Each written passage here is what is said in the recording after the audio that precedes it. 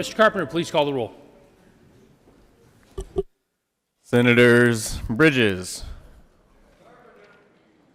Cook, Coram, Crowder, Danielson, Donovan,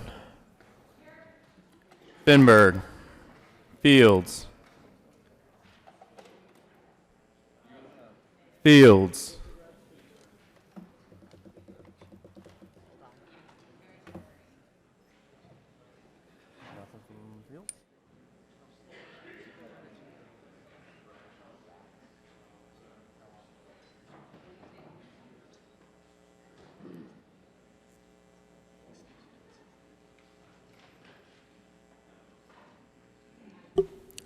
Excused.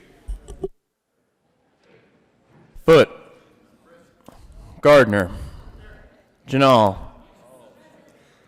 Gonzalez, Hanson, Hill, Heisey, Holbert, Lee, Lundeen, Marble,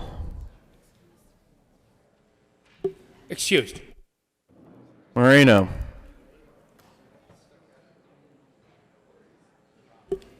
Excused. Pedersen,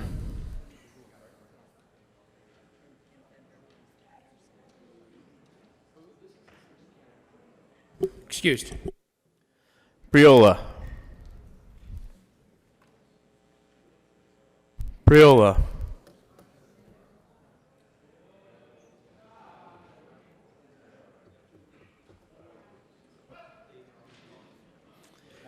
Rankin, Rodriguez, Scott, Smallwood, Sonnenberg,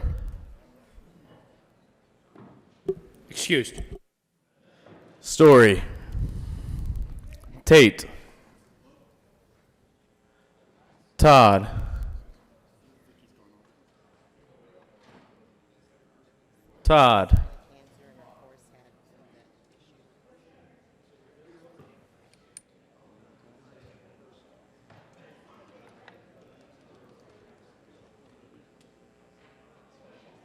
Excused. Williams, Winter, Woodward, Zinzinger,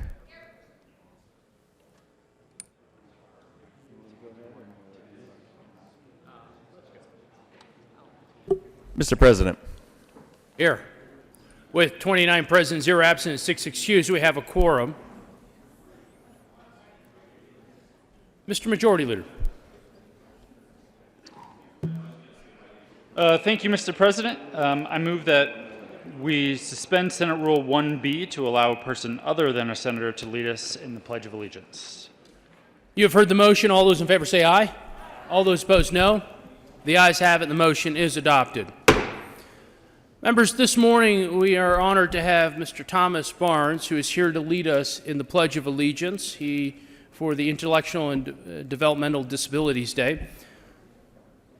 Mr. Barnes enjoys attending church, swimming, hiking, cooking, meeting new people, and writing stories. Thomas knows how to brighten up people's day like no one else and goes out of his way always to help others. So, Mr. Barnes, would you please lead us in the Pledge of Allegiance?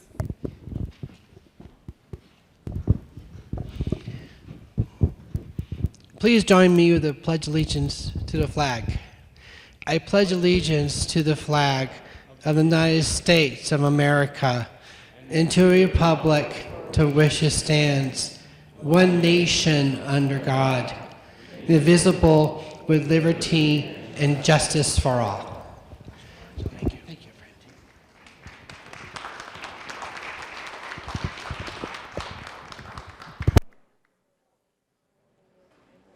Approval of the journal. Senator Tate. Thank you, Mr. President. I move that the reading of the journal of yesterday, Tuesday, February 25th, be dispensed with and it be approved as amended by the Secretary of the Senate. You have heard the motion. All those in favor say aye. All those opposed, no. The ayes have it, and the motion is adopted.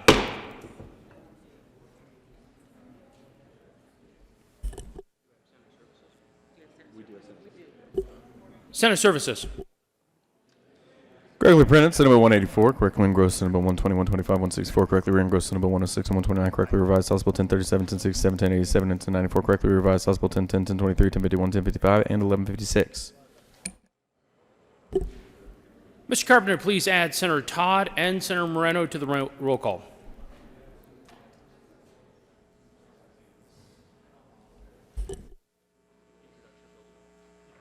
Introduction of bills. Senate Bill 185 by Senators Bridges and Tate concerning the creation of the Colorado Imagination Library Program. Education.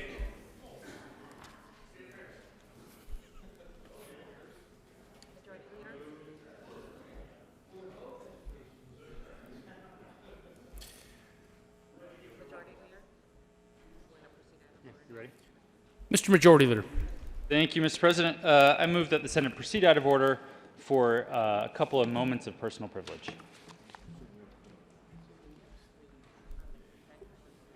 You have heard the motion.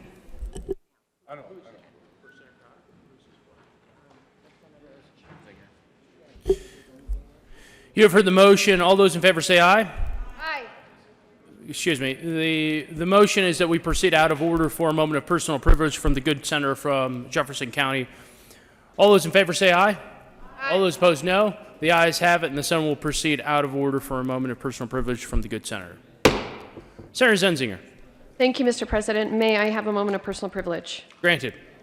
Thank you. Members, we have a tribute today that we would like to share with you in recognition of the Intellectual and Developmental Disabilities Awareness Day. We do have a number of guests that are here, and we wanted to make sure that we celebrated their presence here with us early on in the session. I'm going to read the tribute here.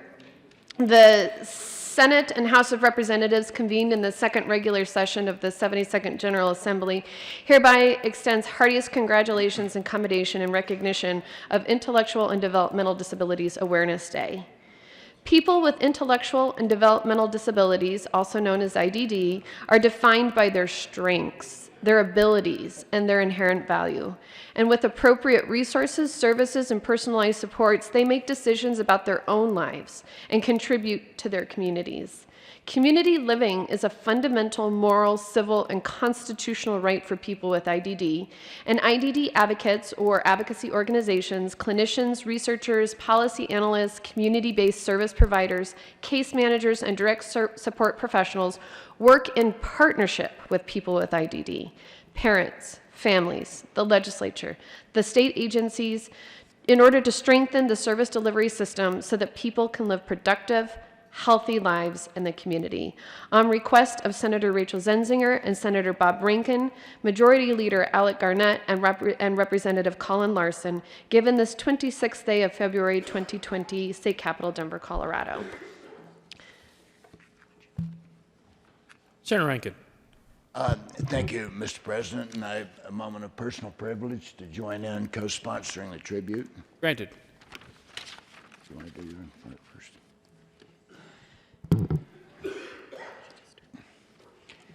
So we would like to make a few personal comments and then ask any other members to join us. I guess for me, I'd like to talk about my personal journey to become an advocate for DD folks. I didn't know anything about intellectual and developmentally disabled individuals and the care they get. And my local community center board called me when I was running for office. He said, "You are not allowed to run for office until you come visit." So I did, and visited some of the group homes and got to know some of these wonderful people and the journey that they're on to lead, productive lives, and what we as a state need to do to support them. Senator Zenzinger. Thank you, Mr. President. And members, please have a seat. So we feel very strongly that we must work together to help our IDD community overcome barriers that are present here in Colorado. And one of those ways is by working on eliminating the waiting list for comprehensive services, which today we believe has close to 3,000 people that are still on the waiting list for comprehensive services. And And today, as part of IDD Awareness Day, the community is going to be highlighting this waiting list. They're going to be talking to you, their legislator, to share with you their story. And on your desks, there's some information about the waiting list and its human impact on our state. Each of you has on your desk a story about someone who is currently on that list and someone who was recently enrolled into comprehensive services and what a difference that has made for them and their family. So we encourage you to look at that information, and you'll get to hear more about the waiting list today at this afternoon's luncheon at noon. Senator Rankin. And so please, if you haven't already, please plan to attend this luncheon and meet some of these folks who are actually on the waiting list that has been going on for decades. Thank you for your attention, and thank you for supporting these folks. Thanks. Senator Bridges. Thank you, Mr. President. I want to add two more names that could be on your desks today. My uncle CJ received services, got off the list about 10 years ago. He was on the list for 7 years before he finally received the services that the state has promised to him. And my cousin Sarah, who FaceTimes me several times a week, she has been on the list for, I think, about 9 years now. And she is waiting to get off that list, waiting to get the services that, again, we as a state have decided that she should get. So please, this is something that affects families. This is something that we as a state need to prioritize in our budget. And I just, as you look at this, as you think about our budget this year, it is time, it is past time to end the wait for these services. Thank you. Senator Janelle. Thank you, Mr. President. I too rise in support and want to say thank you, and I hope that Larimer County folks are here, the ARC of Larimer County, Foothills Gateway, and the March Dimes, Wings, I believe, from Loveland. I too have a personal story, and it brings me so very close to this community because my former partner, who I'm still connected to because of this one beautiful young man, Justin, who we raised for 10 years together, and he has IDD. And Justin made me understand how every minute counts and the joys of every little thing. And I just want to say that I do remember going to the Friday night dances and just seeing the joy in all the faces of the young folks that were there and how they looked forward to it. And all the other events for people with IDD.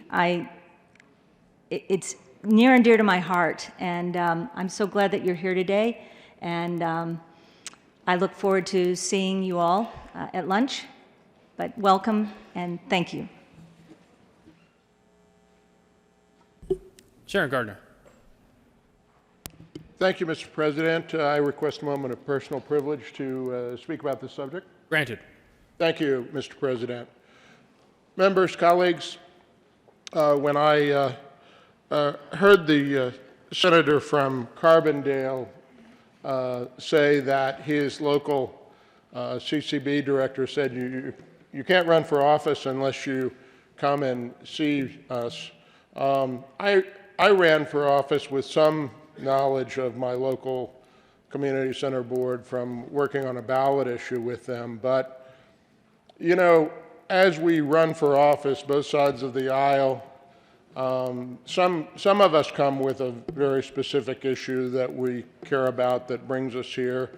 I think most of us come because we have a general interest in public policy, politics, and ethos, and want to make a difference. And I confess, issues for people with intellectual and developmental disabilities was not something I said a single word about on the stump when I first ran for office. I talked about a whole lot of other issues. I'll leave them to your imagination, and we all have the issues that are of interest to our constituents that poll very high and so forth. But first and foremost, we want to make a difference. And so I was fortunate enough, actually, to have a CCB director find me in my first interim, educate me, and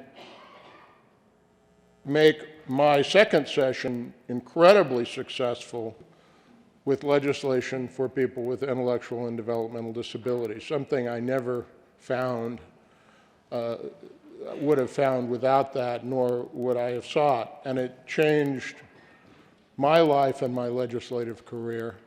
There aren't many issues, I think, that we handle and that we carry that a year or so later someone will come to you personally at a town hall meeting or community event, or just walk up to you when you're at church or visiting a school and say, Representative, Senator, you don't know me, or maybe we met just once, you changed my son's life, you changed my daughter's life, they have employment because of you. And working with people across the aisle for an issue that has broad bipartisan support changed my legislative career as well. So I want to thank the people with our community center boards, the people with intellectual and developmental disabilities and their families who have advocated, have become involved, and have changed all of us. Thank you. I look forward to seeing you at lunch. Senator Phillips. Good morning, Mr. President and colleagues. I stand in strong support as an advocate for people with intellectual developmental disabilities and their families. I want to thank you for allowing me to be a voice for your concerns. I can remember when I was first elected in 2011, I was contacted by the victim services in the police department at Aurora, who shared with me how oftentimes people with intellectual developmental disabilities are targets for crimes. And they shared with me this one story that still sticks with me today, who was an employee at a Goodwill Enterprise organization. And she was targeted by her supervisor. That ultimately led to sexual assault. And she wasn't able to communicate to law enforcement the scenario and the pathway of how it happened, but she was able to do that through someone that was able to interpret and try to describe the nature of their crime. And because of that, we were able to introduce and pass legislation to protect those who have an intellectual developmental disability. So I want to thank those who kind of understand this world that you operate in, because it's not easy when you try to find independent living residence for those, or those who want to be integrated into our public school systems, or those who just may want to participate in an extracurricular activity. Let's say it's baseball, gymnastics, football, whatever. You guys are lending voices to people who may be different, and that's okay, because our world is different, and it incorporates a variety of different things and people. So I want to just thank you for all you do as it relates to helping these young people and adults find jobs and find meaningful access to be contributing members of our society. So I'm here to say thank you for all you do. Mr. Minority Leader. Thank you, Mr. President. Happy to stand with all of you in support. Thank the senator from Aurora for her comments. If you haven't been to the dinner hosted by Developmental Pathways, go. If there's a dinner like that, if there's a fundraiser like that for another such entity in the district that you represent go. Do you remember, colleagues, the excitement you felt when you first walked into this chamber and you got to shed that hyphen elect? And you come down here and take the oath of office with the Chief Justice, and you become a member of this chamber. That's something to be proud of. We all work hard to get here. We go out and earn votes from constituents, and we get the right, the opportunity, the privilege to come here in this room and debate. That's what it reminds me of when I go to the Developmental Pathways dinner and see people recognized for their accomplishment in the workplace, in athletics, in performance. It's their opportunity to be recognized for their good work. And if you think it's just for them, you would be absolutely wrong. You will be blessed that evening, that day, and for the rest of your life. After my first Developmental Pathways dinner, I set a goal for myself. When I'm done here and when we're allowed to be back on a board or out there in the private sector making decisions, I would love to be on the board for Developmental Pathways or Special Olympics. The joy that you see when a person crosses the finish line or achieves that personal best, it's just unmatched.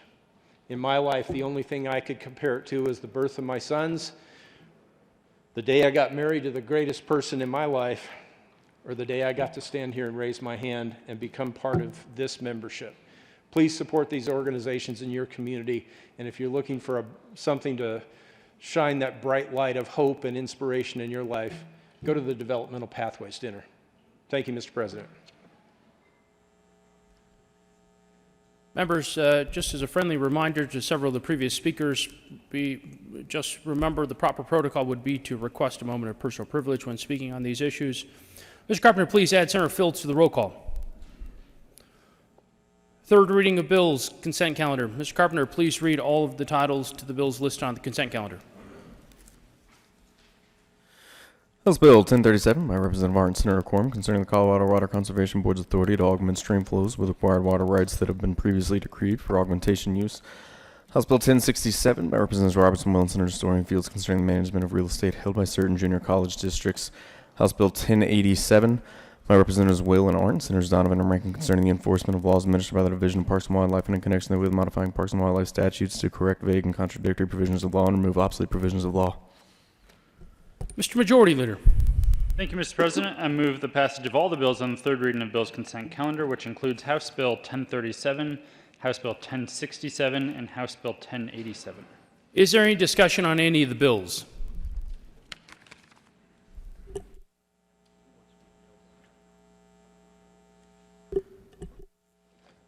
Mr. President, I'd like to be counted as a respectful no on 1037. Having no discussion, are there any no votes? Mr. Sarah Crowder will be listed as a no vote as requested.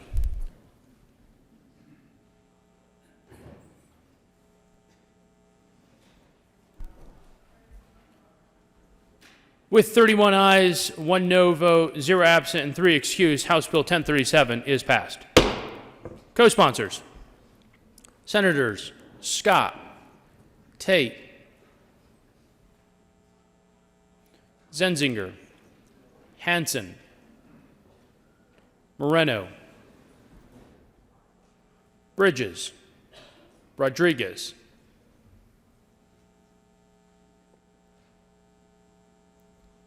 Please add the President. With 32 ayes, 0 no, 0 absent, 3 excused, House Bill 1067 is passed. Co-sponsors: Senators Tate, Todd,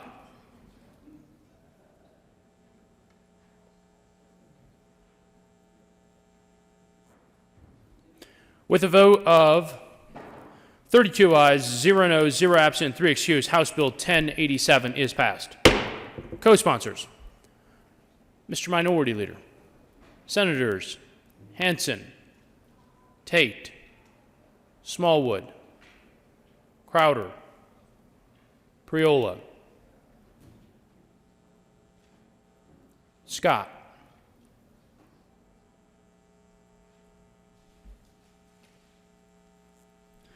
Third reading of bills, final passage. Mr. Carpenter, please read the title to Senate Bill 093. Senate Bill 93 by Senators Foot and Finberg and Representative Jackson concerning protections related to mandatory agreement provisions in connection therewith, enacting the Consumer and Employee Dispute Resolution Fairness Act. Mr. Majority Leader. Thank you, Mr. President. I move Senate Bill 93 lay over until February 27th. You have heard the motion. The motion is to lay over Senate Bill 093 until 2/27/20. All those in favor say aye. All those opposed, no. No. The ayes have it, and Senate Bill 093 will be laid over until 2/27/20 and retain its place on the calendar. Mr. Carpenter, please read the title to Senate Bill 167. Senate Bill 167 by Senators Hanson and Brule and Representative Becker concerning increasing consumer access to electric motor vehicles by allowing manufacturers to sell their own electric motor vehicles directly to consumers. Mr. Majority Leader. Thank you, Mr. President. I move Senate Bill 167 lay over until tomorrow, February 27th. The motion is to lay over Senate Bill 167 until 2/27/20. All those in favor say aye. All those opposed, no. The ayes have it, and Senate Bill 167 will lay over until 2/27/20 and retain its place on the calendar. Mr. Carpenter, please read the title to Senate Bill 120. Senate Bill 120 by Senator Danielson and Representative Sullivan concerning requirements for registered apprentices. Senator Danielson. Thank you, Mr. President. I move Senate Bill 120 on third reading and final passage. Is there any discussion? Seeing none, the motion before the body is the passage of Senate Bill 120 on third reading and final passage. Are there any no votes? Mr. Minority Leader, Senators Quorum, Heisey, Cook, Priola, Smallwood, Crowder, Rankin, Gardner, Tate, Lundeen, Woodward, Scott, Hill.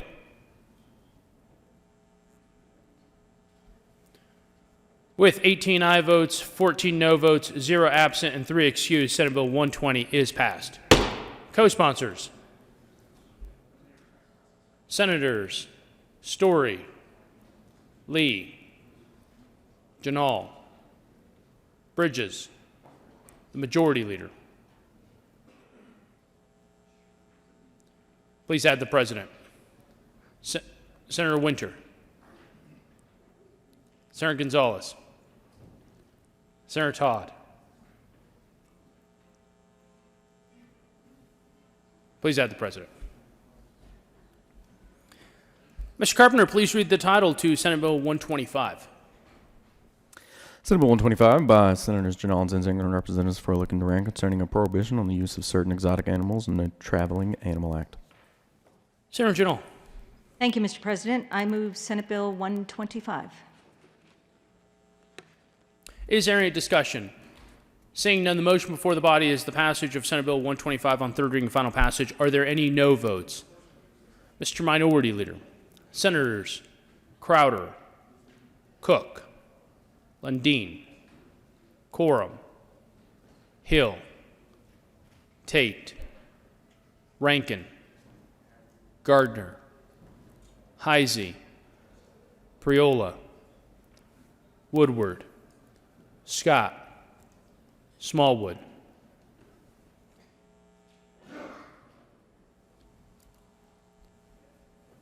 With 18 aye votes, 14 no votes, 0 absent, and 3 excused, Senate Bill 125 is passed. Co-sponsors: Mr. Majority Leader, Senators Bridges,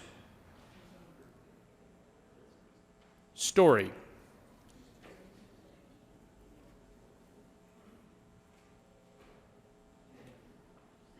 Mr. Carpenter, please read the title to Senate Bill 164. Senate Bill 164 by Senators Janal and Fields and Representatives Duran and Valdez A concerning the care of pet animals and the custody of certain pet animal facilities. Senator Janal. Thank you, Mr. President. I move Senate Bill 164. Is there any discussion? Senator Gardner. Thank you, Mr. President. Colleagues, I will be brief, even for me. Members, I'm going to be a no vote, and I want to explain why I will be a no vote. What this bill does is sets a, quote, standard of care for certain pet animal facilities, pet shelters. Now, what I know is that in Colorado, our shelters overwhelmingly observe that standard of care and then some.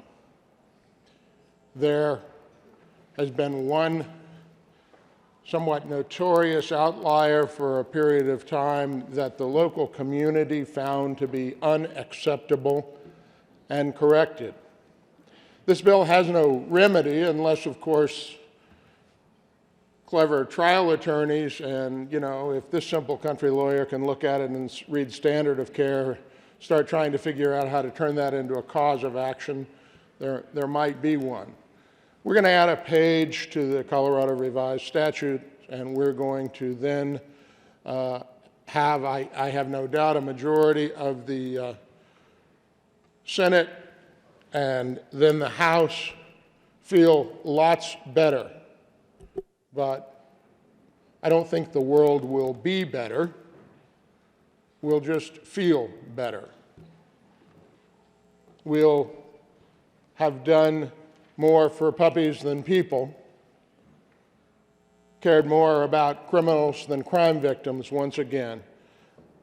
Members, I'm a no vote because of that, because we are just passing a piece of legislation to create a standard of care that already exists without a remedy when one fails to meet it, without really changing the way that our pets are treated in the state of Colorado. And believe me, I do care about that. But this is not the way to demonstrate that we care. I ask for a no vote. Senator Phillips.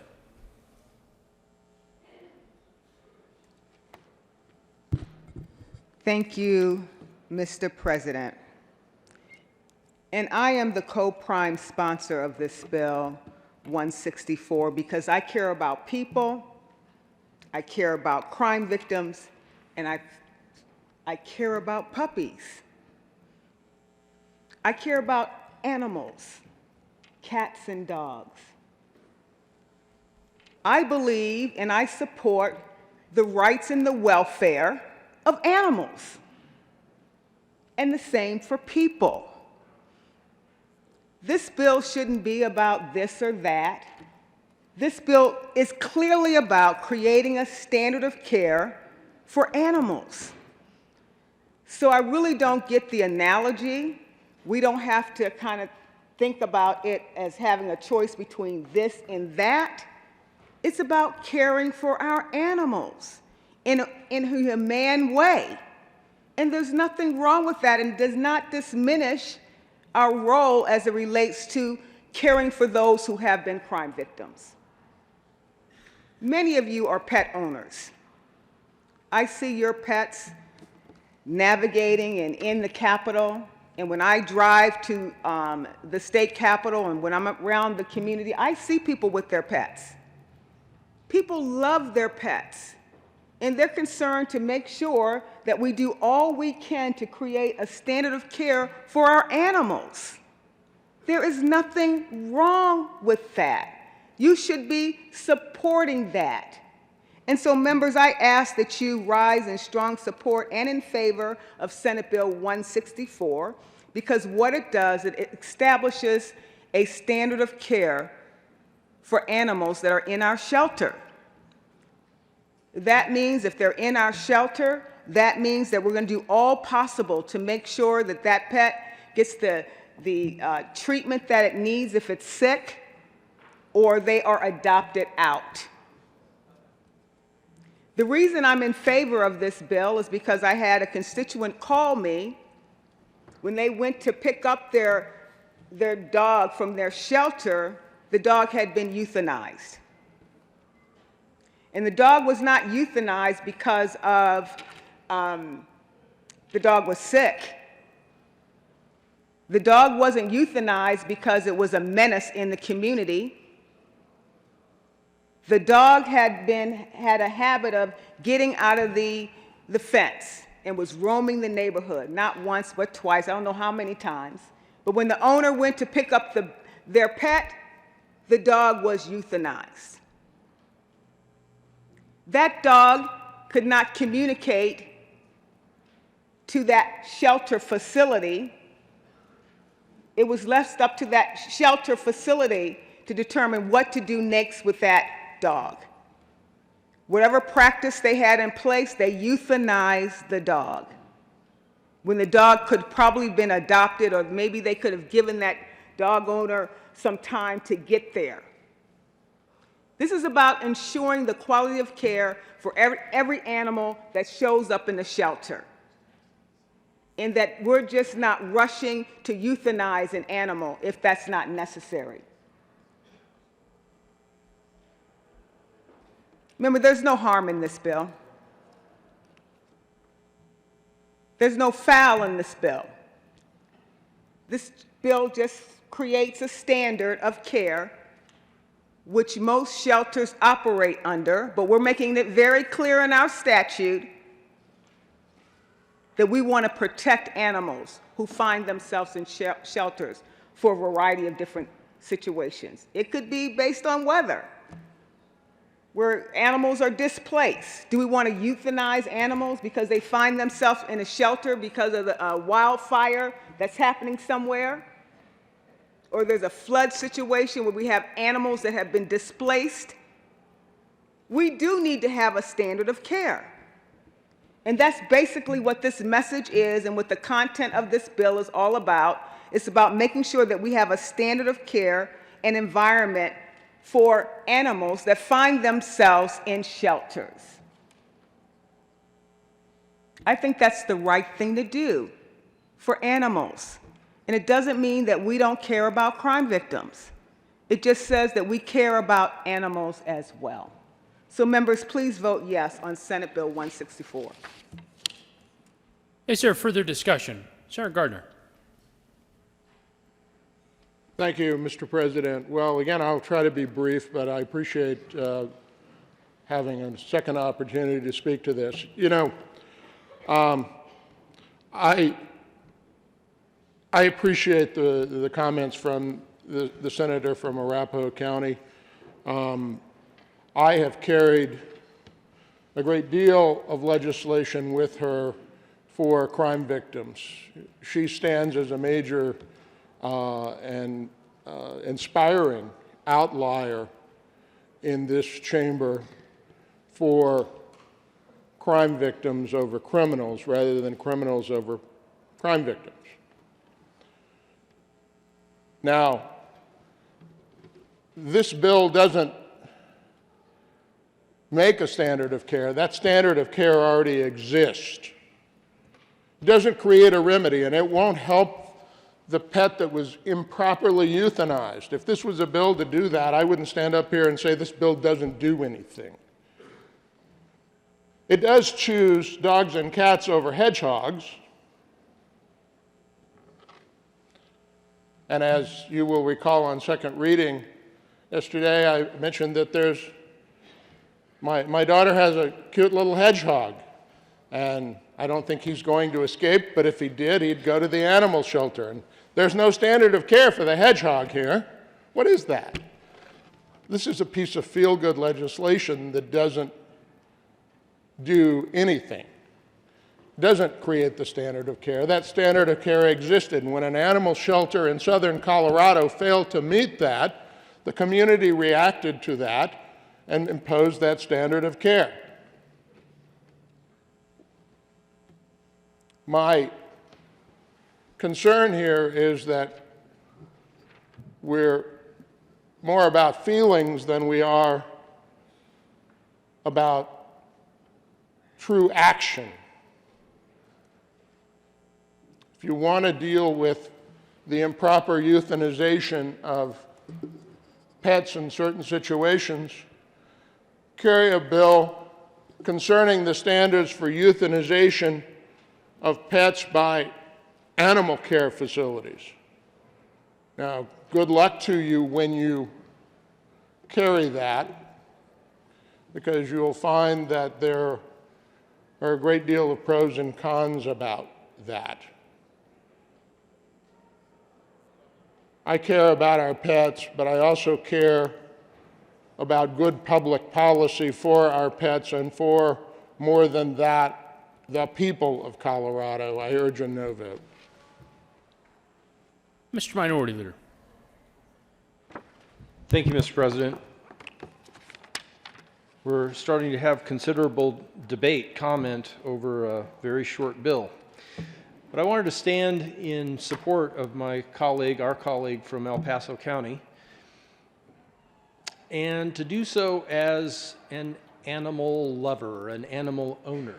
It's probably 35, 36 years ago that my wife and I walked into the Denver Dumb Friends League for the first time and adopted a cat. And we've done that several times. To say in this bill that it establishes a standard of care, are supporters suggesting that there was no standard of care at Denver Dumb Friends League 35, 36 years ago? I hope not, because there was. Is there a suggestion that Rocky Mountain Siamese Rescue had no standard of care when I adopted a male Siamese grown and Bo became my buddy at home when I worked at home? No. They have a very high level of care, a very high standard of care. I had to fill out an application and have witnesses, people to vouch for me in order to qualify to adopt that pet. Now, I understand in some locations there may be a lack of care, a lack of a standard. But in my experience, I agree with the senator from El Paso County. This doesn't establish a standard. It might require similar standards across the state, but I think this is more about putting organizations like Denver Dumb Friends League or similar organizations in less populated counties with less resources at legal risk. I think this is more about bringing legal claims against those entities that are attempting to care for pets rather than establishing some standard, because my experience in my adult life is those standards already exist. Ask for a no vote. Senator Chennault. Thank you, Mr. President. And I hear your concerns.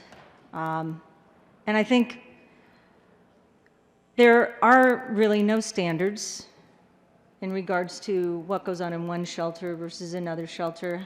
I know that we've all been faced, or at least those of us who are cat and dog owners have been faced with putting our sick pet to sleep because we thought it was the most humane thing to do. You realize, I know we all know how hard that was, and that decision was not an easy one to make. I think what was said here about euthanization is not true. The shelters do not euthanize for time or space. And, you know, what are some of the factors that are considered before euthanization is made? That's a veterinarian's decision. There are many veterinarians that are working at the Dumb Friends League, 17 or 18 there. There are veterinarians working at Larimer Humane Society and all the other humane societies, and they do have their protocols. But they want to find homes for the animals that they can find homes for. Some of them have behavioral problems that if kept in a crate for the rest of their lives, how humane is that? Where they circle around and around and around because you can't adopt them out because either they bite or they have certain issues that happened early on that they cannot be adopted. That's a decision I leave up to the professionals, and that's what this is about. But they will try their very best for every healthy, and if they're not healthy, they will try their best to make them healthy, cat and dog in a shelter to be adopted. and that the medical and the behavioral needs of those animals are appropriately and individually. I don't think you can take all the cats and all the dogs and say that one size fits all. And this is where my respect for the professionalism of veterinarians comes in to make that decision. And nothing in this legislation prohibits the placement of any animal. Instead, it simply says the placement of every healthy and safe animal. And if a pet has a chronic illness, the organization may choose to place that animal, or they may choose to because they feel that that's a chronic situation. And unfortunately, like all of us, or most of us, I would assume, have faced with our pets, may have to put that animal to sleep. So this is a bill that I think, say it doesn't do anything, it does. It helps animals and it helps people. And yes, there is some overcrowding in some shelters, and I hope that what this bill does is it will bring some of that overcrowding in some of the shelters that are maybe in other regions other than the Front Range.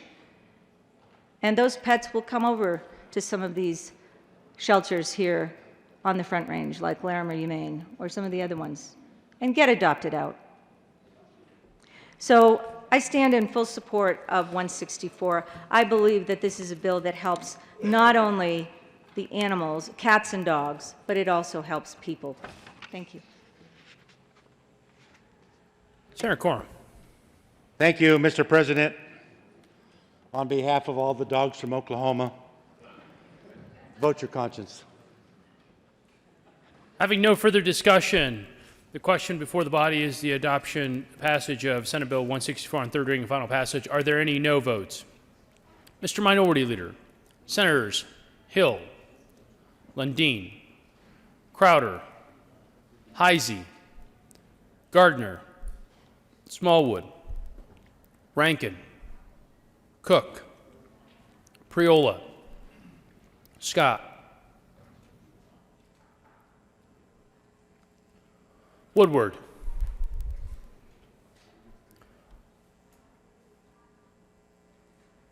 with 20 ayes, 12 no votes, 0 absent, and 3 excused, Senate Bill 164 is passed. Co-sponsors, Mr. Majority Leader, Senators Story,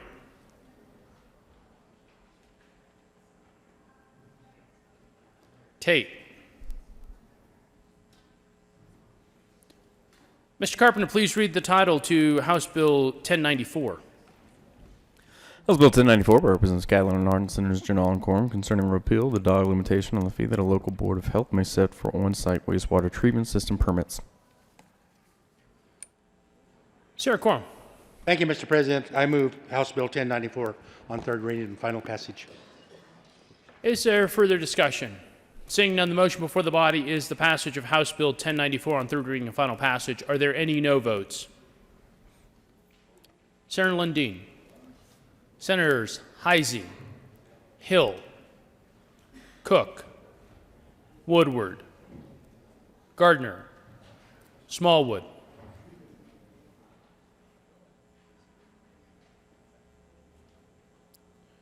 With 25 ayes, 7 no votes, 0 absent, and 3 excused, House Bill 1094 is passed.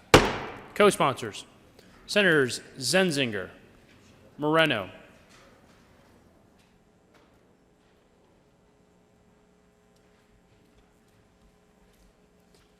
Priola, Tate,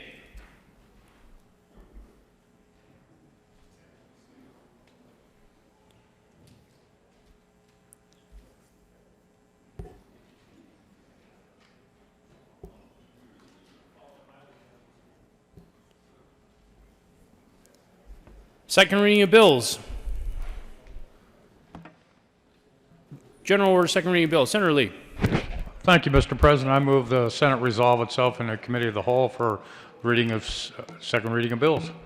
You have heard the motion. All those in favor say aye. All those opposed, no. The ayes having the motion is adopted. The Senate will resolve itself in the committee of the whole for consideration. General order, second reading of bills, and Senator Lee will take the chair.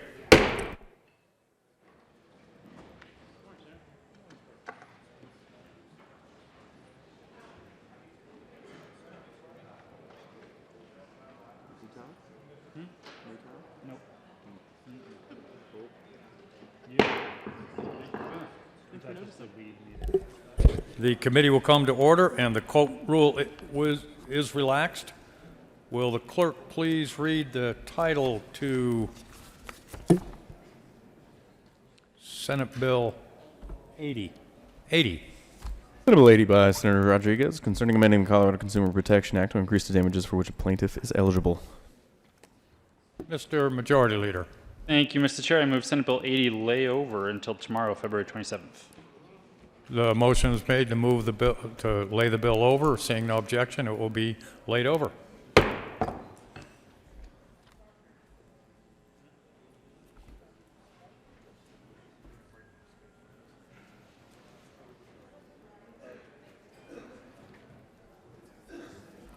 Will the clerk please read the title to Senate Bill 119?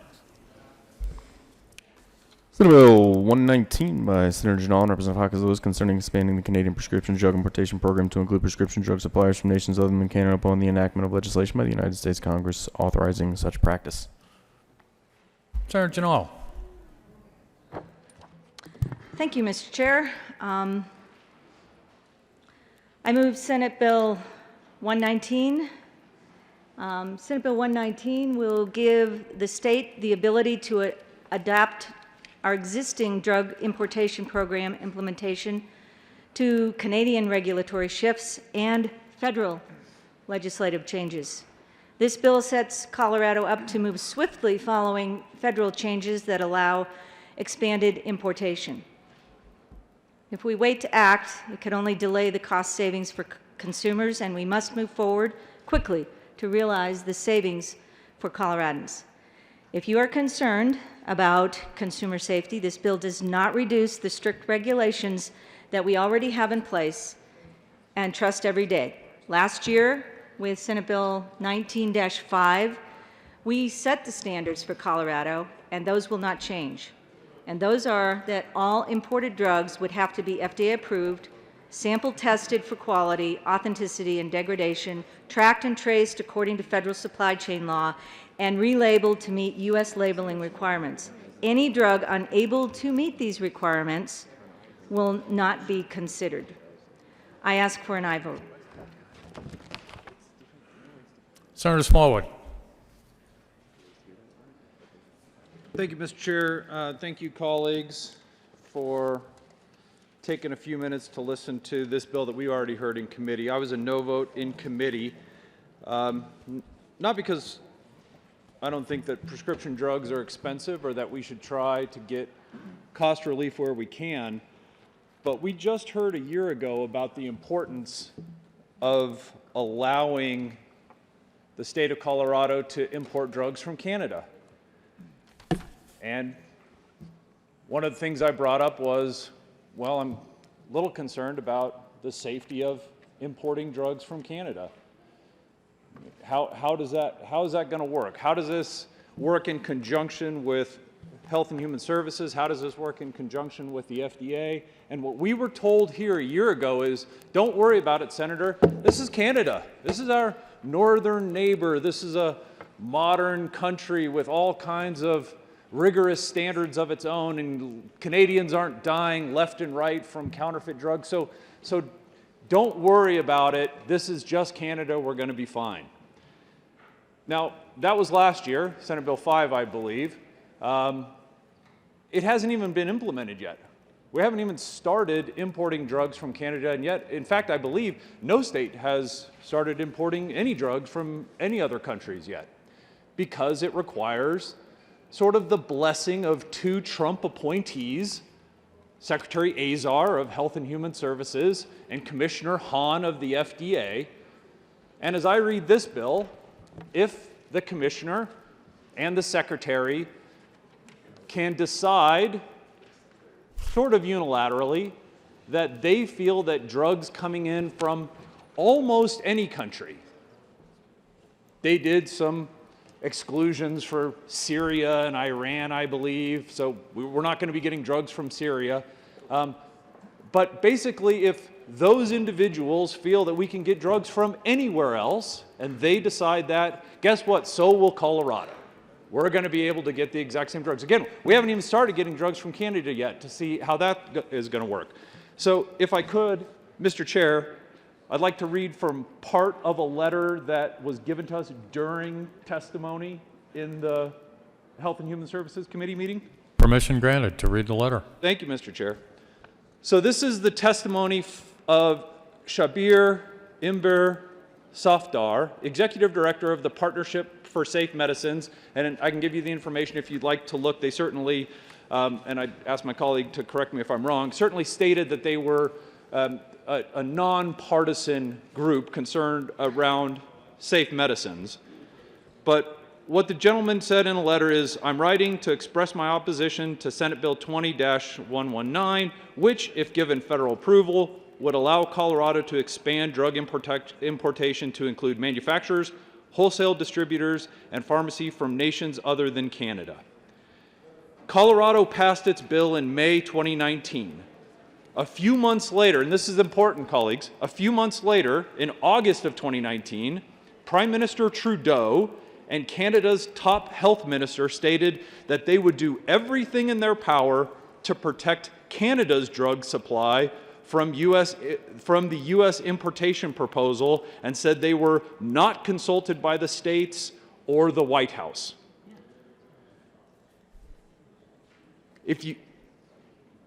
So I'd say it's not going so well. Also during this time, law enforcement Colorado sounded the alarm about the danger of counterfeit pills in Longmont, Colorado Springs, and Grand Junction that had claimed lives. North of us, Canadian law enforcement broke up counterfeit drug rings in Newfoundland, British Columbia, Nova Scotia, and Quebec. In case you were wondering how safe the drug supply in Canada is, again, this is just talking about Canada. Lest you think Mexico is safe, Denver's Vice and Narcotics Squad arrested a Mexican national living here in Denver who was dealing in counterfeit pills sourced in Mexico.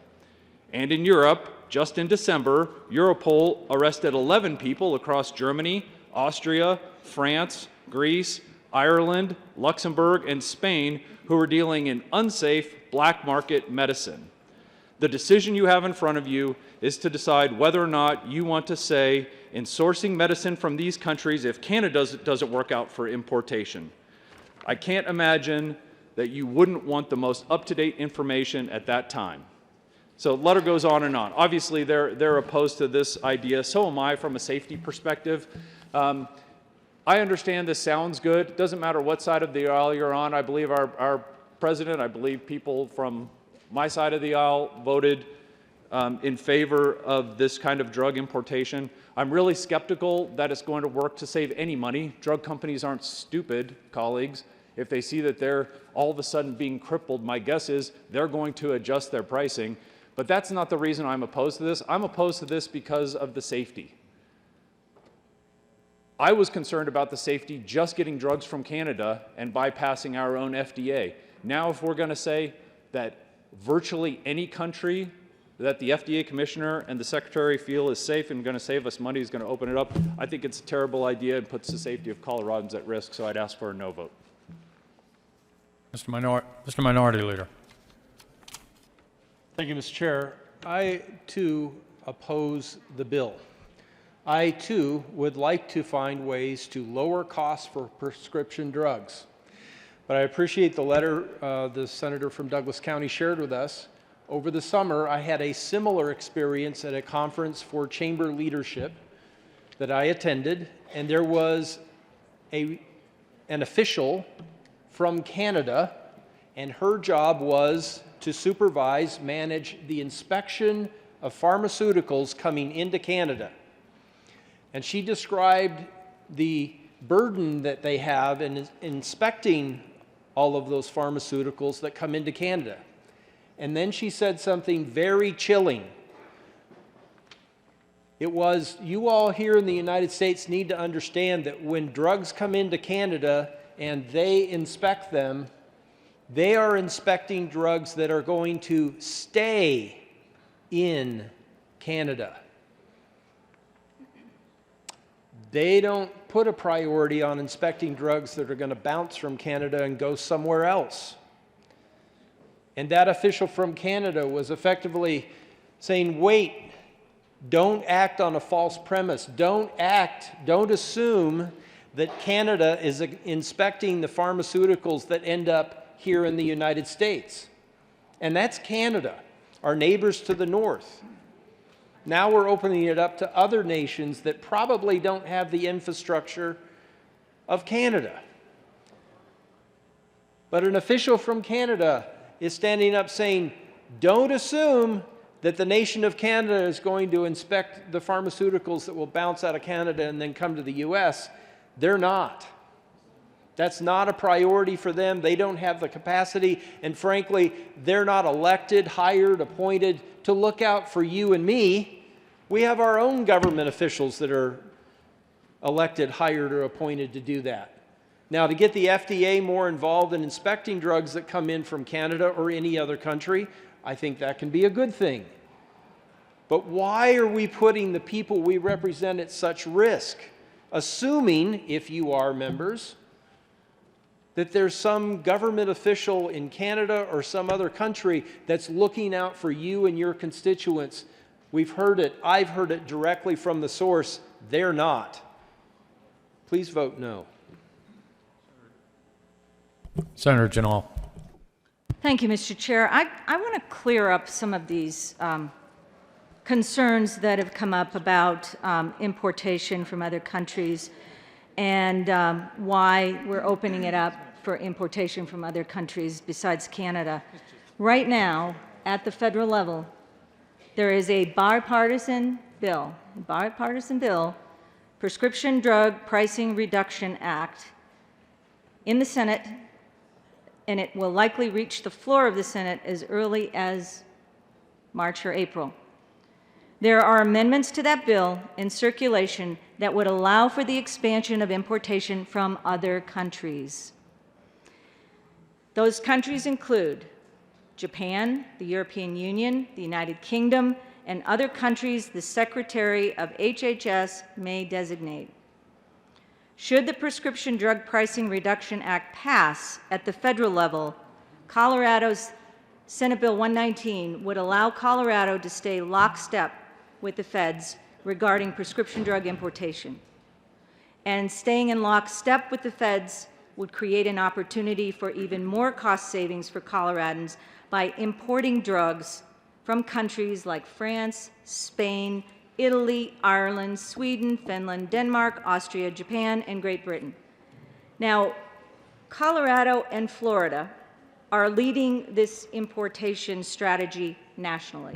There are 25 other states that are looking at legislation like this right now. And unlike Colorado's bill, Florida's original importation bill passed last year, and it included that opportunity to import from other countries in the event that the feds created this opportunity. This bill sets Colorado up to move very quickly if those federal changes happen, and waiting to act would only delay that cost savings. And someone raised a question about Canadian drug imports. Limited. They are limited. We are in communications, that is the folks over at the Department of Healthcare Policy and Financing and other departments. They are in communications with the Canadian consulate here in Denver, working with the Canadian consulate here in Denver, and they have voiced their concern with the U.S. importation from Canada, and they would like to actively and supportively respond, we would, to their concerns. So the U.S. population is about 10 times the size of Canada's population, and it's one thing for Canada to work with Colorado, with Florida, with the two other states, Vermont and Maine, to export drugs to help us save money. But it's another thing for a country that's 1/10 the size of the United States to supply prescription drugs to 26 other states, like I said, exploring this drug importation issue. As far as the law enforcement issue that I'd like to clear up,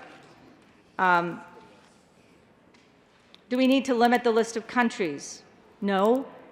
This bill, like the Canadian importation bill, passed last year, and it stays lockstep with the federal safety requirements. The bill doesn't reduce the strict restrictions and regulations that we already have in place to trust every day. All imported drugs would have to be FDA approved, sample tested, looking for degradation, authenticity, again, tracked and traced to federal supply chain law. What about controlled substances? We heard from some of the sheriffs. Yes, they're talking about counterfeit drugs. They're not talking about drugs that have to go through FDA approval. They're talking about drugs that are out there on the internet that you can buy. They're out there. This controls that issue. No controlled substances are currently excluded. I'm sorry, controlled substances are excluded from importation under federal and state laws. Safety measures. We heard about, well, what about the other countries and their safety measures? Colorado has additional safety measures that include requiring the foreign sellers, those wholesalers from other countries, to be licensed by the foreign government, requiring the foreign sellers, the wholesalers, to be registered with our FDA, and additional testing for authenticity and degradation. This testing is above and beyond what is done today to any drug coming into the U.S. from overseas. This bill will not increase the threat of counterfeit drugs. And let me just add one other thing to this importation issue. 80% of all active pharmaceutical ingredients are located and coming from outside the United States, and this is an FDA fact. And 60% of sites making finished drugs were located overseas. They're coming from there anyway. The Colorado program is going to be using the same FDA-approved manufacturers as the drugs in the current USA system today. These drugs will be relabeled to comply with the United States standards and the distribution in Colorado. And all drugs that are imported under this program are subject to additional safeguards that other imported drugs are not subject to, like testing, the degradation, the tracking. So I just wanted to clarify these things that I'm hearing, the fact that most of our drugs, our initial ingredients, don't even come from the United States, and 60% are manufactured overseas. So I just wanted to clarify some of these issues that have come up. Thank you. Senator Cook. Thank you, Mr. Chair. Appreciate it. I rise in opposition to this bill. The drugs that are coming in from Canada are not made in Canada. I think we might have heard that already. They're not coming in from Canada. You know where they're made. They're made in China, they're made in Russia, they're made in Turkey, they're made in a lot of third world countries. And tomorrow I'll have some photos of the labs that they are made in. I currently have one copy, but I'm going to put them all on your desk because I want you to see where these drugs are being made and the labs that they're being made in. What they do is they make these drugs in Turkey or China, and then they ship them to another country such as Russia, and then they ship them to another country in the Middle East, and they go through like 5 or 6 distribution points, and then they make it to Canada. And as we heard the good senator from Douglas County say, Canada doesn't care. They're only going to inspect the drugs that come from Canada, or they're going to stay in Canada. So they're not going to inspect these drugs. They're going to come down here. We heard the good senator from Larimer County talk about law enforcement and how it's not going to be a problem for law enforcement. Well, let me read a letter from an expert. Guy's name, this is his letter, and his name is Milton Tyrell, and he was a criminal investigator for the Drug Enforcement, a special agent for the Drug Enforcement Administration for over 24 years. Here's an expert. He knows what these counterfeit drugs do, and he knows the dangers of these counterfeit drugs. He goes, this is his testimony. I'm here representing the Partnership for Safe Medicines, and he opposes 119 because of the public safety concerns of opening up prescription drug importation to foreign countries. Again, an expert. He has seen the damage that these drugs do to our citizens. I understand the urge to improve the affordability of prescription drugs. However, I'm here to advise you on the significant illicit trade concern arising from your proposal. I urge this committee to examine the risks associated with opening Colorado's prescription drug supply chain to import from all foreign countries. This bill relies on a global stakeholder following the rules. Unfortunately, transnational organizations do not follow the rules and are hard to prosecute. What drives criminals is a greed for illicit profit without regard to human life. Transnational organizations are increasingly getting involved in manufacturing illicit synthetic drugs. All alluring risk-reward structures is created when these organizations find new smuggling routes and ways to conceal drugs to the U.S. Global transnational organizations are involved in the trafficking of counterfeit prescription drugs, which are increasingly being laced with fentanyl. Mexican drug cartels are manufacturing mass quantities of counterfeit fentanyl-laced pills, predominantly the Sinaloa cartel. Recently, the DEA found that 1/3 of all opioids seized were counterfeit and contained potentially lethal amounts of fentanyl. These criminal networks are extensive.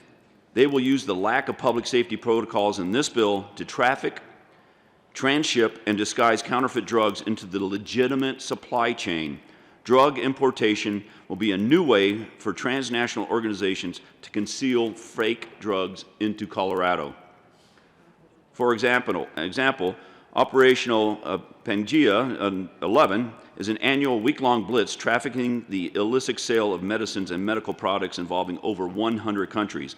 Last year, 500 tons of counterfeit and illicit drugs were seized. 500 tons of illegal drugs were seized, ranging from steroids to HIV medicine. Some of these seized drugs are the same products proposed to be imported into Colorado. I have personally, the DEA agent, seized counterfeit pharmaceuticals, notably during Operational Safeguard. This is a multi-federal agency initiative to target illicit imports of prescription drugs. From 2010 to 2012, CBP seized more than 14,000 illicit shipments of prescription drugs. Clearly, criminals are already in the business of counterfeiting pills. Operation Safeguard emphasizes the high volume of inbound international mail is already a strain on our federal law enforcement and border protection sources. So here we have the expert saying what they're already doing is a strain. If this bill passes, it's going to be even a bigger strain on law enforcement. There will be a significant increase in inspection volume. If Colorado allows global importation, Senate Bill 119 does not include increased testing and verification mechanisms, despite of what we just heard. It does not increase testing and verification mechanisms to ensure the safety and authenticity of foreign shipments. I know how real counterfeit pills look. Again, that's the DEA agent. He knows how real counterfeit pills look. Without testing, it is impossible to know the legitimacy of the product. These risks are not contained to bad actors we might think of, like Pakistan, Turkey, Russia, China, Europol, reported as worrying in rise of life-saving counterfeit medicine in the legitimate supply chain. Some of this is likely due to the EU allowing importation of prescription drugs across member states. Counterfeit pills have been found in Colorado. For instance, Longmont police arrested 20 members of a drug trafficking ring and seized nearly 1,500 counterfeit oxycodone pills containing fentanyl last year. Importation will worsen all of the illicit activity. Border protection and law enforcement will not be able to safeguard against the increased threat, especially without any additional resources. Law enforcement experts, again, despite what we just heard, law enforcement experts and associations have raised these concerns. Most recently, the Western State Sheriff's Association, which includes Colorado, passed a resolution opposing the importation. In conclusion, the importation of prescription drugs from foreign nations will create public safety risks that border protection and law enforcement will not be able to contain. especially with zero additional resources, and he requested that we oppose this bill. Here's the law enforcement expert, 24 years in the DEA, who says this is a bad idea because it will not safeguard the Colorado public. A lot of these companies that produce these pharmaceuticals, correct, they're owned in Sweden or they might be owned in Japan, but they have labs here, and they are closely regulated and guarded by the FDA here in this country. What this is going to allow is those drugs coming from Ethiopia, Turkey, Russia, China, that are made in disgusting, horrible conditions in these labs that are going to be then making these drugs and imported here to the United States. This is a bad idea for the public safety of our state, and I would urge a no vote. Senator Priola. Thank you, Mr. Chair. Members, I rise to move an amendment, L005, to Senate Bill 119. There is an amendment at the desk. Mr. Carpenter, please read the amendment. Amendment L005, Senate Bill 119 by Senator Priola. Senator Priola. Thank you, Mr. Chair. Members, this amendment, it's a half page. It adds more sideboards. I'll read the second half of the amendment. United States Food and Drug Administration, pursuant to federal act, and the demonstration that the exporting nation's regulatory system is as stringent as a system in the United States or otherwise ensures the safety, purity, and potency of the prescription drugs for the exporting nation. The evidence must compare the regulations for security of the supply chain, prescription drug manufacturing, prescription drug labeling, and prescription drug tracking and tracing. So I spent the last couple of days doing some research on this bill since it came to my attention, and I found that, of course, Florida, as was mentioned in prior testimony, passed a bill similar to this last session. I read most of the 49-page bill, kind of different to see how they lay out their bills compared to ours. I also have the bill number in case anybody playing the home game wants to look up the Florida legislation. They denote theirs with more letters and numbers than ours. So their bill was CS/HB/19. A little side note, I know a lot of useless trivia, but the reason Tallahassee is the capital of Florida is because back when Florida became a state, most people lived in the northern portion of Florida because air conditioning wasn't invented. And what they did, sorry, I must digress. What they did is they had two ox head towards each other, one from Pensacola, one from St. Augustine, and they both met in Tallahassee. So, sorry, there's a little side note about Florida history.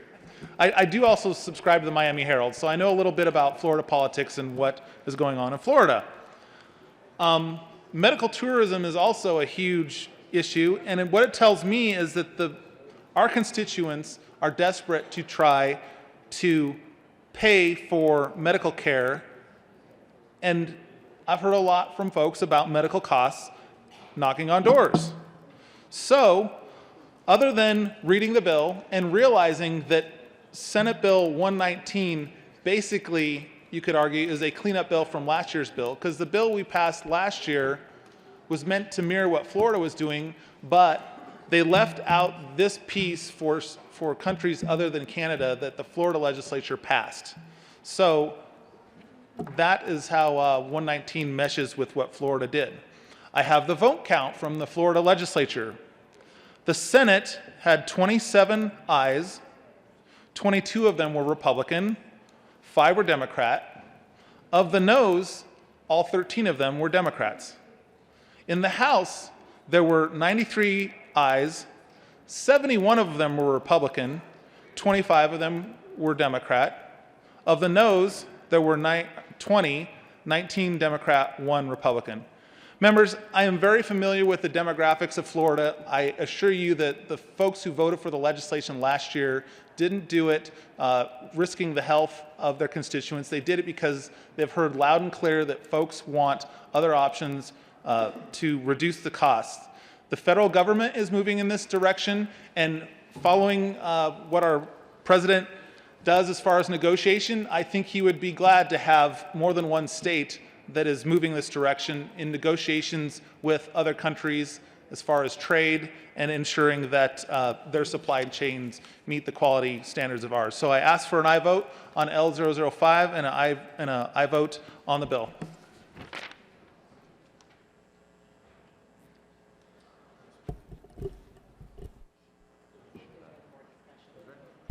Is there any more discussion on the amendment? This is to the amendment.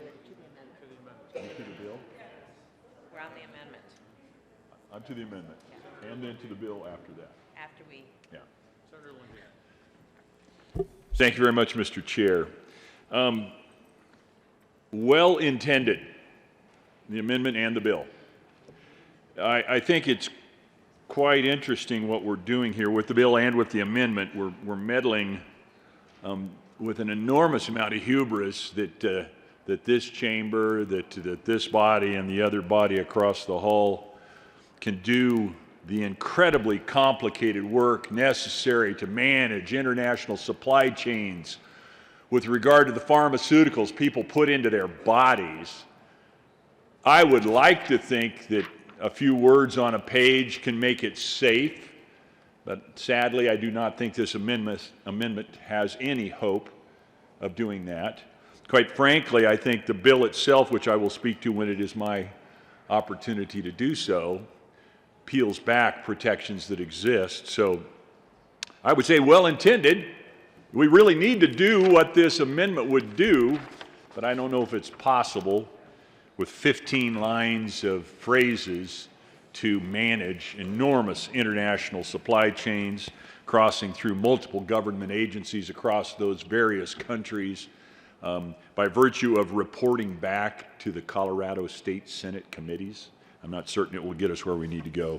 I support the amendment for its well-intentioned. I oppose the bill and will when I have an opportunity to speak to it. Thank you, Mr. Chair. Senator Janal. Thank you, Mr. Chair. And L005, I consider a friendly amendment, and I would support that. And just for you all to know, I received this on January 30th of 2020, and this is the Colorado Drug Importation Program update for Senate Bill 19-005. It's more than just 5 pages, and I'd be happy to share that with any and all of you if you'd like to read through this. But this is the work that's being done for this importation program. I will not read this at length. Thank you. Is there any further discussion on the amendment? Seeing none, all in favor of the amendment signify by saying aye. Aye. All opposed? The ayes have it. The amendment is adopted. Senator Quorum, to the bill. Thank you, Mr. Chairman. Last night I had the opportunity to pick up a prescription for my wife, Diana. And she was reading the warnings on the prescription. And I tell you what, if you read the warnings on a prescription, you wouldn't take the drug. You know, somehow I can't see where death is a side effect.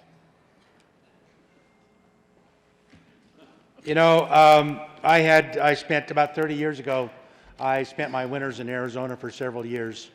Had many elderly friends in their 70s and 80s that they made their monthly trip to Mexico to buy their prescription drugs. And statistics would tell you that it's not safe. Because 30 years later, I don't know any of them that are alive.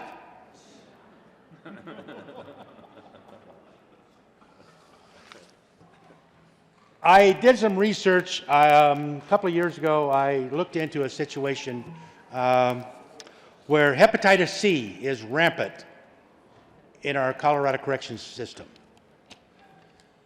And it's very expensive. An 8-week course, it's 8 to 12 weeks. Harvoni was the prescription. It's over $1,000 a pill. You take one a day for 8 to 12 weeks. Now, that's pretty expensive, $80,000 to $120,000 for that. Also looked where the patent was challenged in India, and that drug is available in India for $600 to $800 for the treatment, rather than $100,000. So that piqued me of why can't we save our money? I read a letter from a gentleman that did not have insurance. He was diagnosed with hepatitis C. He flew to India for treatment. He saved $85,000. Full recovery. My question is, if we can import India's best and brightest doctors to the United States, why can't we take their drugs? Any further discussion? Senator Lundin. Thank you very much, Mr. Chair. To the bill, we have had quite a morning here. We've gone from protecting puppies now to peeling back protections of the pharmaceuticals that people are putting into their systems. I'm afraid that's what this does. As you have heard me say many times from this well, I have some concerns about how we approach things with an enormous amount of confidence that we can manage these incredibly complicated things that I don't think we can manage them. It always starts out the same way. We say, hey, I got an idea, can't get the idea through because it's overreaching, too big, can't get the bill out, so let's do a study. Step one, we do a study. We look at it, say, fair enough, we need to do now a pilot program, but we're not going to ask for any taxpayer money to do that. Pilot program rolls out in the next year. Pilot program comes back, maybe results. But anyway, let's extend the pilot program. Let's allow for gifts, grants, and donations to support this program going forward. It grows. Next thing you know, we're asking for taxpayer dollars to support the idea. Then we grow the program year after year after year. That's kind of what this bill does, except in a different track. Last year, we, with great angst and on a fairly close vote, said, Canada, close neighbor, we kind of trust them. We think it's a good pathway. Many of us opposed. And on a close vote, we said, let's allow that. Well, now here we are, right back now. We've expanded from Canada to the world. The world is now your oyster. Now, I would say that's wonderful if, in fact, it were trustworthy. The reality is I don't think it's trustworthy. I had the opportunity this last summer to be in a couple conferences where I heard stories from individuals that I cannot tell. I cannot share those stories with the power and impact that they told the stories of how counterfeit drugs, which is what I think this bill does. It opens the door for counterfeit drugs to slip into our system. They told stories of the loss of loved ones because counterfeit drugs had been allowed into the system, as I believe this bill will do. And it's not like these counterfeit drugs are for oddball circumstances like the story of a trip to India we just heard about. It's the basic things you hear about every day: Xanax, Zoloft, Lipitor, Adderall, all these things that are so common in society today. And we have a certain degree of control and consistency and care associated with those drugs. I believe this bill will do violence to the protections and control of that. So I urge you to pause and consider carefully before you choose to peel back the protections of the pharmaceuticals that people are putting into the systems, their systems, which is exactly what I believe this bill does. I urge your opposition to the bill. Thank you, Mr. Chair. Senator Janal. Thank you, Mr. Chair. And just wanted to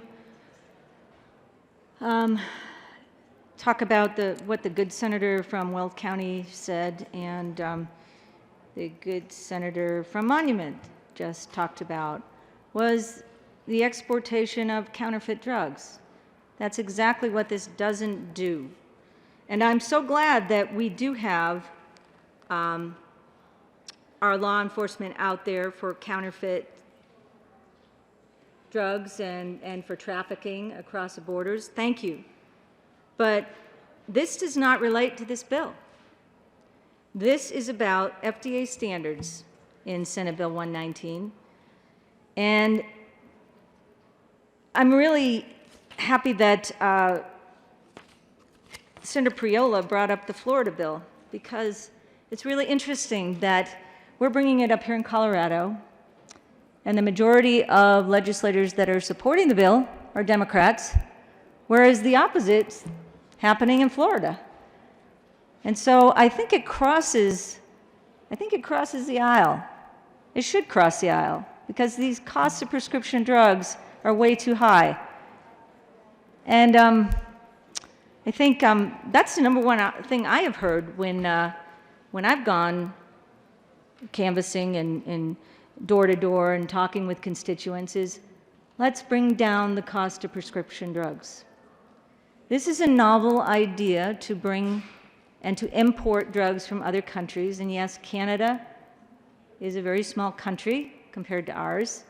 And there are other countries who are also in conversation with the federal government as well as with Colorado. And I think that if this is an option that saves people 30% on their prescription drugs or less, or more, 30% or more, and is safe, and that those are the two criteria that the feds need in order to have Florida and Colorado and Vermont and Maine and other states be considered. But I believe that reaching out to other countries with all the safety measures included for importation is what we need to do to try to help Coloradans save money on their prescriptions. Again, we're requiring that these foreign sellers be licensed by their foreign government. We require that these foreign sellers be registered to our FDA, and all that testing, additional testing, authenticity, degradation, track and trace is also pertaining to those drugs as well. This is not about counterfeit drugs. This is about legal drugs that would be sold at pharmacies. The risk of counterfeit drugs entering the United States distribution chain would be no greater in an importation program than it already is today. And I urge an aye vote for Senate Bill 119. It will help Coloradans and their health care.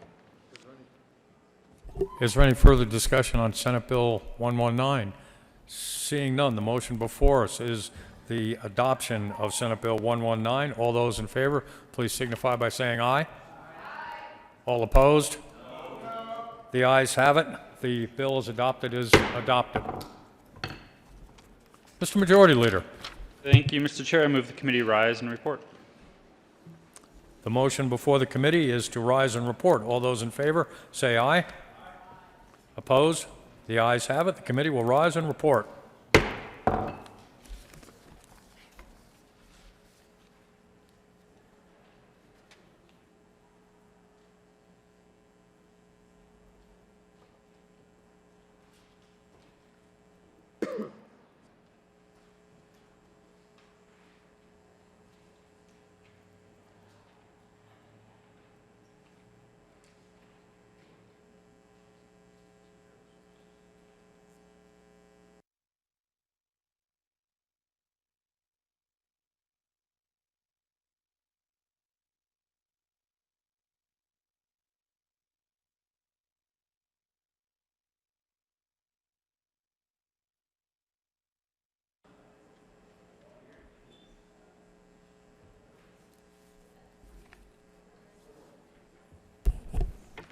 The Senate will come to order.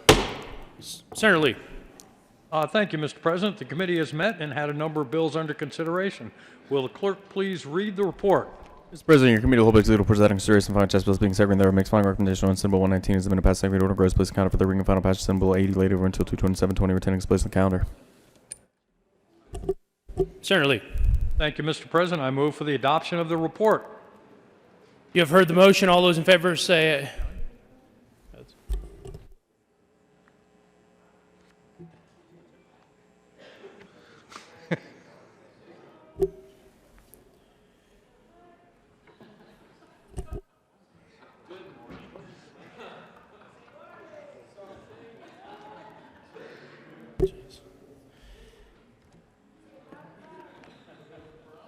You have heard the motion. All those in favor say aye. Aye. All those opposed, no. The ayes have it, and the motion is adopted. I'm way off.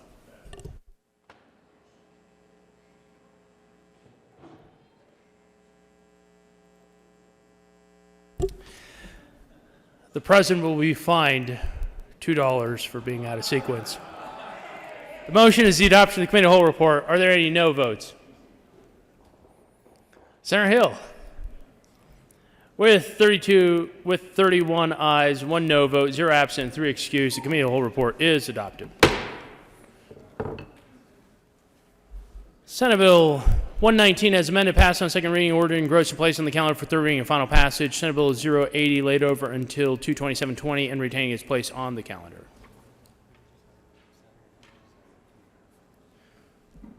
Signing of bills. The President has signed Senate Bill 62. Committee reports. February 25th, 2020, Committee on Transportation, Energy, Ethics, Service, and Mayor's Committee following House Bill 1027. Report to Committee of the Whole Fair recommendation placed on the consent calendar February 25th, 2020, Committee on Finance, After Service, and Mayor's Committee following Senate Bill 141 be postponed indefinitely. Announcements. Senator Fields.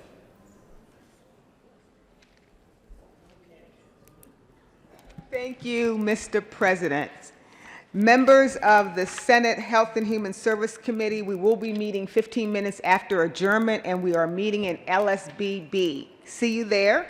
And also, if you are a member of the Capital Development Committee, we're meeting tomorrow at 7:30 in room 357. Senator Williams, Senator Williams, and then followed by Senator Lee. Thank you, Mr. President. Members of the Business, Labor, and Technology Committee, we will meet today at 1:30 in room 354. We will hear 92, 177, and 1013. We're going to be moving pretty fast, so please be on time. Thank you. Senator Lee. Thank you, Mr. President. For members of the Judiciary Committee, we're going to switch the order of the first 2 bills today. So 1148 with remote testimony will be first, followed by Bill 1014. Thank you.